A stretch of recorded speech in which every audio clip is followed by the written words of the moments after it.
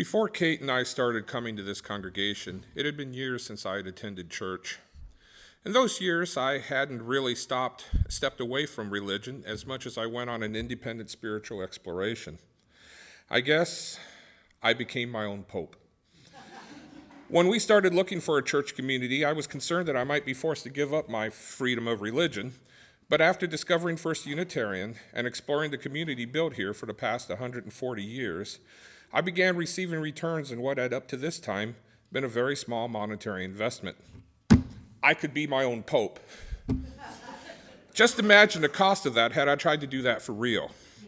I mean, the outfit alone would have cost more than I had given to First Unitarian up to that point.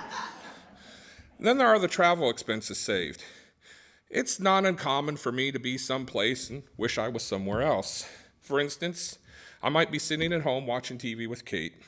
It's cold outside, the prediction is for more snow, and I'll think, geez, I wish we could be on Cocoa Beach right now, drinking something fruity and alcoholic, and dancing to live reggae music. I checked. The flight and the hotel alone would be over $1,200. Now, am I saying the church is going to be sending us to Florida? Of course not. But you see, there have been instances time and time again in this church when I was pulled from my internal reverie, brought to the here and now in valuable ways.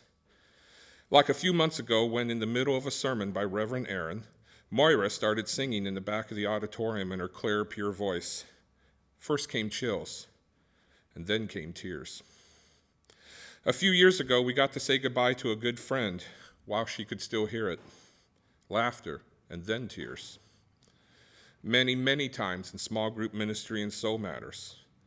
This moment, right now, when I realize I'm exactly where I want to be. Then there's the time I gave my first public guitar performance of a song I had written. Right there. Does any of you remember that? First, please don't forget to buy a poinsettia.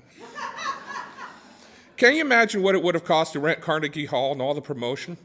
I mean, a full-page ad in USA Today is not cheap.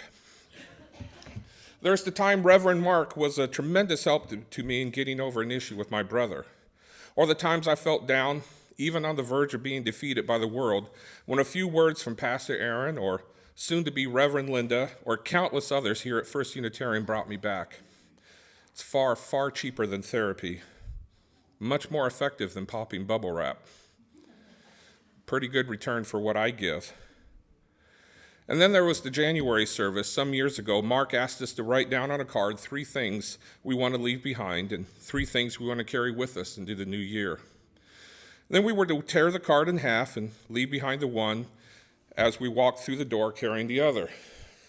I still carry that card with self-love, self-respect, and self-confidence written on it. Though I probably don't have to, because in no small way the community of this church has helped me to learn how to carry them in my heart. That is priceless. Pretty good return on my investment.